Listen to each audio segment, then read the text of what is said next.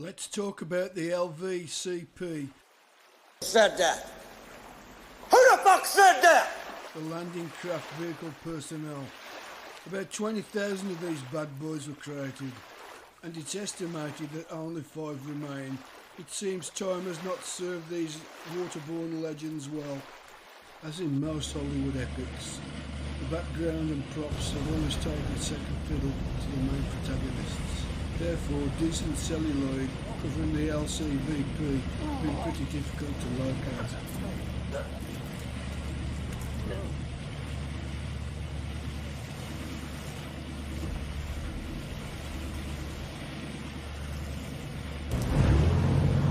Clear the room! 30 seconds! Got me with you! North side 6, starboard side 6. Move fast and clear those murder holes.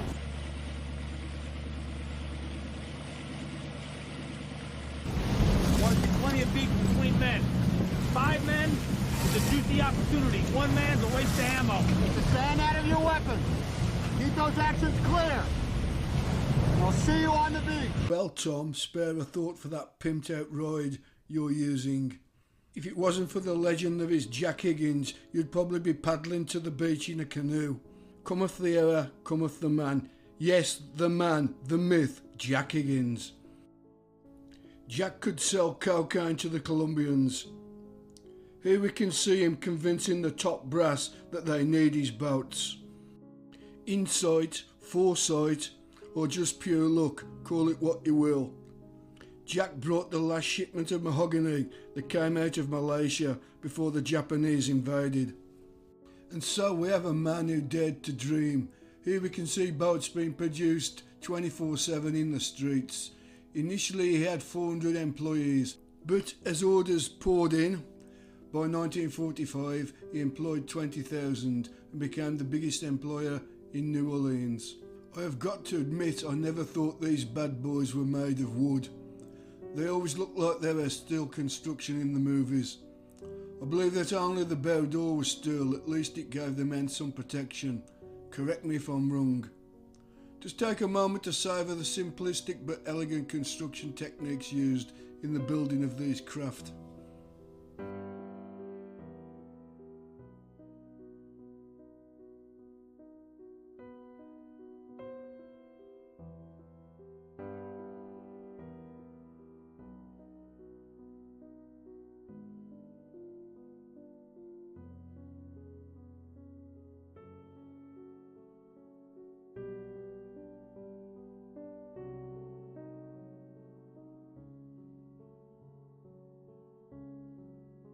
Yes, these boats were used and abused in many theatres of war. Sicily, Operation Torch, Guadalcanal, and Incheon, Korea, to name but a few. Here we have boats coming off the production line so fast they're being painted whilst on the freight trains.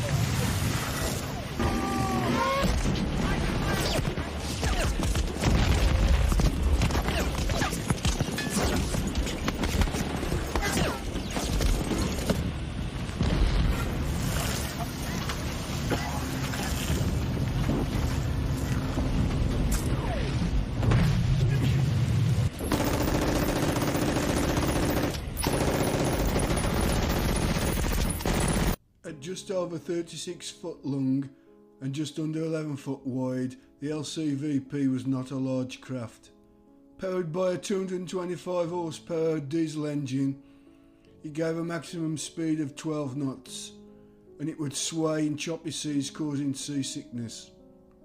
Since its sides and rear were made of plywood, it offered limited protection from enemy fire, but this also reduced weight and thus increased the capacity, reduced cost and saved steel. The Higgins Boat could hold either a 36-man platoon, a jeep and a 12-man squad, or 8,000 pounds, 3.6 tonnes of cargo. Here we can see a steel ramp door being hung on a renovation project.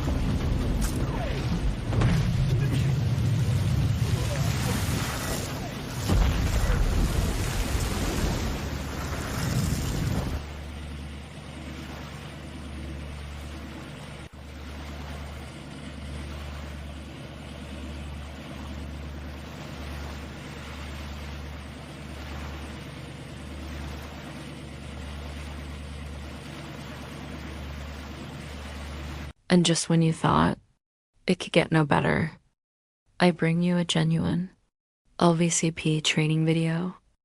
Enjoy, baby. Boats, the LCVP, landing craft, vehicle, and personnel.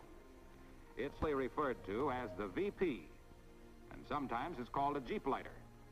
The VP is a little better than 36 feet in length and has a beam of about 10 feet. It's powered by a diesel engine of 225 horsepower, giving a speed of 10 miles per hour fully loaded, about 14 miles per hour without load. The fuel capacity of the VP allows it to cruise more than 100 miles on a full load of fuel. Its weight is 8.5 tons. The VP could be called a flat-bottom boat, but certain features of design differ from conventional flat-bottomed construction. For instance, the peculiar spoon shape of the bow, which makes it possible to drive the boat well up on the beach. And this part of the bottom is plenty rugged, built to stand up under hard, punishing use. The dark sections are called scuffle boards. They take the wear and tear of scraping across the beach. The keel-like part, running from amidships to stern, is called the skeg. The saltwater intake for the cooling system is located on this side of the bottom.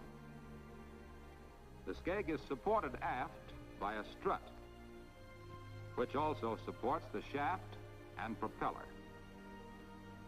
An extension aft of the skeg, called the rudder support, gives added strength to the rudder assembly. Just forward of the propeller is a second, smaller rudder, called the pilot rudder, which moves in step with the main rudder and adds to its effect. The bottom at the stern is of semi-tunneled construction. Its purpose can best be shown by looking at a boat on the beach.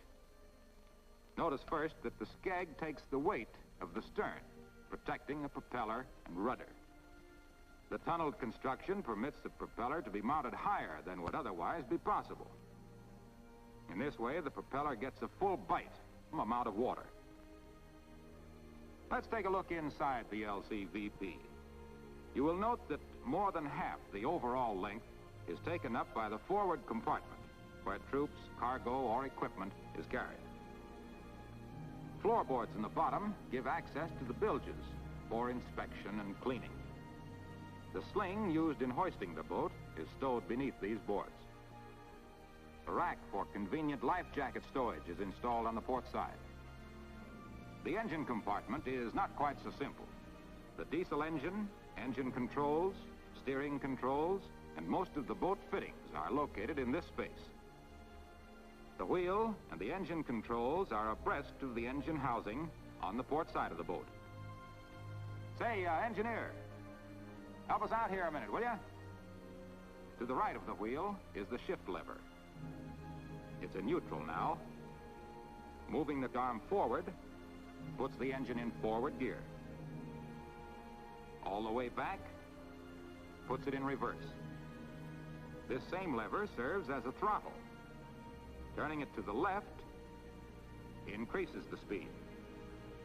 All the way right reduces the engine to idling speed. Releasing this stop allows the lever to be turned to the off position, cutting off the fuel supply and stopping the engine. At the operator's side of the wheel stand are additional controls. The light switches, the starter button, and the heater button, used only when making cold weather starts. A tachometer showing engine revolutions per minute. Full primer pump, also used in making cold weather starts. On the coaming, just forward of the wheel, are two compasses.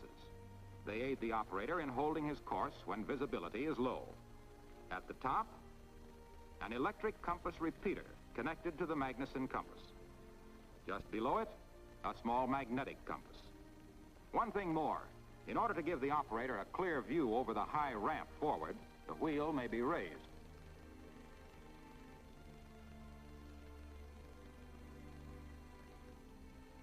Thanks, mate. On the opposite side of the engine, starboard side, is the winch for raising and lowering the ramp. Just forward of the winch is the engine gauge panel, showing water temperature, lubricating oil temperature, oil pressure, and rate of charge of the batteries. Still forward is the battery stowage and a hand bilge pump for use in case the power-driven pump should fail. Aft, on the starboard side, beneath the decked-over part of the stern, is a second hand bilge pump. This pump also serves as a primer for the saltwater cooling system. Occasionally, when first starting up, the engine-driven pump may fail to get suction. A few strokes on this hand pump will prime it and restore saltwater circulation. This decked-over section aft is called a transom. Two gun pits are provided, and in action, a .30 caliber machine gun is mounted on each side. Between the gun pits is a pad eye and ring for use when hoisting the boat with a davit. Farther aft is the Samson post, where the towing line is secured when taking another boat in tow. The cover plates for the fuel tank inlets, one on each side, each tank of approximately 100 gallons capacity. The protective cover which houses the Magnuson compass, and a cover plate which gives access to the rudder post. An emergency tiller can be inserted here in case of failure of the steering system. Ventilators are mounted aft on the transom to prevent fuel vapors from collecting around the fuel tanks, and a cleat on each side for securing the boat lines. A splashboard can be mounted here on the transom. The purpose of this splashboard is to provide protection from the waves when the boat is backed out through the surf. That pretty well covers the boat and its principal fittings. Now let's look into the matter of boat equipment. The equipment carried may vary according to conditions of service or climate. Most of the items here are essential and should be found in every well-equipped VP. First, 50 fathoms of 3-inch anchor line, coiled so as to be free for running, and a 30-pound anchor. A grapnel with 15 fathoms of line, life jackets for all hands, a crank for the ramp winch. To avoid the possibility of loss, this crank must be secured near the winch with a strong lanyard. A pair of boat hooks are provided for each boat. 4 fenders, 2 for each side. Also a bow line, stern line, and an 8-fathom towing line. A pair of jiggers used for raising the ramp in case the cable or winch should fail.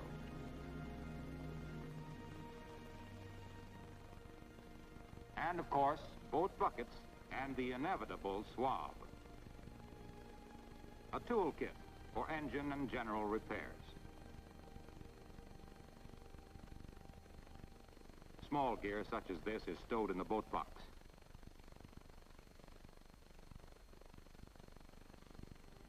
a battle lantern, a pair of semaphore flags, and an answering pennant. A 15-pound chemical fire extinguisher mounted in a rack alongside the engine housing. A fuel measuring rod to gauge the fuel in the tanks aft. 2 life rings.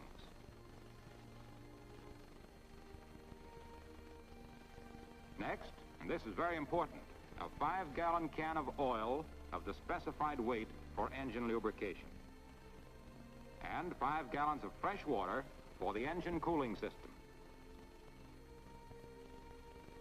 2 water breakers for drinking water are provided for each VP. And the emergency tiller. This is stowed in the engine compartment. But this man is no dope. He wants to be sure that it fits. That right, fella? All right, we've got a boat and the necessary gear. How about the crew? Usually, 4 men are assigned to each LCVP. The coxswain, the engineer, the stern man, and the bow man.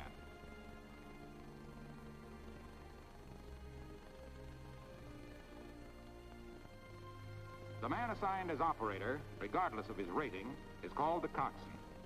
He is in charge of the boat and the crew and is responsible for carrying out all the orders and regulations pertaining to the boat.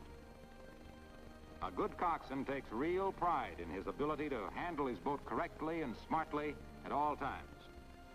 And he takes care to see that the boat is clean and shipshape, with all gear properly stowed.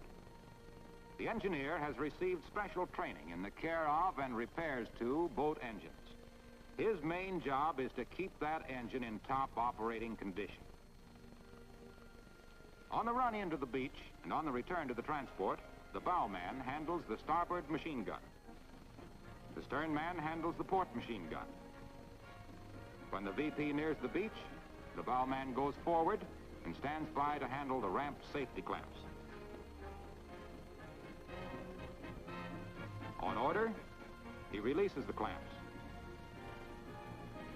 The engineer handles the ramp winch.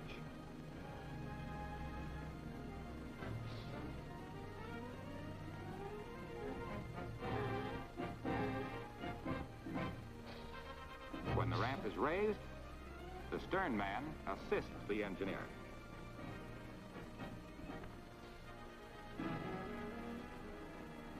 The stern man also acts as signal man and must be proficient in flag and blinker signals.